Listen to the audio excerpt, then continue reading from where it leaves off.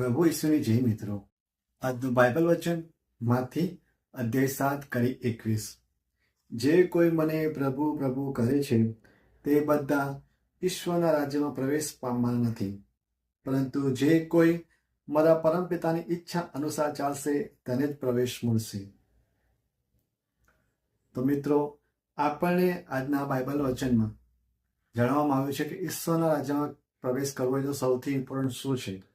તો એ કહેવામાં આવ્યું છે વચનમાં કે જે કોઈ મારા પરમપિતાની ઈચ્છા અનુસાર ચાલશે તેને ઈશ્વરના રાજ્યમાં પ્રવેશ મળશે.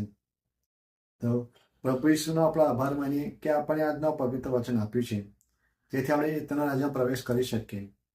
જો આપણે જાણતા ના હોઈએ કે ઈશ્વરના રાજ્યમાં સી રીતે પ્રવેશ કરવું, તો આજનું આ વચન આપણા માટે એક ચાવી રૂપ છે ઈશ્વર રાજ્યમાં જવા માટે. તો આજથી જ આપણે ઈશ્વરના નિયમોનું, તેમની આજ્ઞાઓનું પાલન કરવું જોઈએ. તે ચાહે છે તે પ્રમાણે જીવન જીવવું જોઈએ. જો આપણે તે પ્રમાણે જીવન જીવશું તો આપણે ઈશ્વરના રાજ્યમાં પ્રવેશ તો મળશે જ. પણ પવિત્ર બાઇબલનું બીજું એક વચન છે, તે હું તમને જણાવું.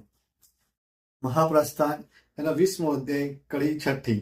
પણ મારા ઉપર પ્રેમ રાખનાર અને મારી આજ્ઞા પાળનારની હજારો પેઢી ઉપર હું કરુણા રાખું છું. જો મિત્રો, આ બંને વચન આપણને એક સંદેશો આપે છે કે આપણે જો પ્રભુની ઈશ્વરની ઈચ્છા પ્રમાણે જીવન જીવીશું તો તમે રાજ્યમાં પ્રવેશ તો કરી શકીશું. તેમની કરુણા છે તે આપણી હજાર પેઢી સુધી આપણા પર રાખશે. આ વચન એટલે કે વાયદો છે પ્રભુનો આપણા માટે, પૂરી માનવ જાત માટે. તો આપણે આજથી જ તમે કરુણા પ્રાપ્ત કરી હોય, તમારા રાજ્યમાં જવું હોય, તો આપણે આજથી જ તેનું વચન પાલન કરવું જોઈએ. તો આપણે વચનને હોલ્ડ કરવા શીખવું જોઈએ. હોલ્ડ કરતા, જ્યારે આપણે કોઈ વસ્તુને હોલ્ડ કરી શકીએ ત્યારે આપણે ગ્રહણ કરી શકીએ છીએ. જ્યારે આપણે હોલ્ડ નહીં કરીએ તો વચન છૂટી જશે હાથમાંથી.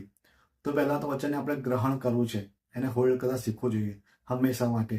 જેટલું આપણે વચનને મનન કરીશું, હોલ્ડ કરીશું હાથમાં, એટલું જ આપણા જીવનમાં તેના પર આપણે પાલન કરી શકીશું.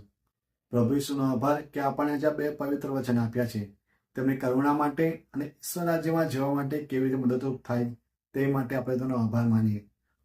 પ્રભુ ઈસુ, મા મરિયમ, પવિત્ર આત્મા અને સ્વર્ગીય પિતાનો આપણે આભાર માનીએ કે આપણને આજનું આ પવિત્ર બાઇબલ વચન આપ્યું, જેથી આપણે તમને વધારે નજીક જઈ શકીએ, તેની પાસે રહી શકીએ. તમારો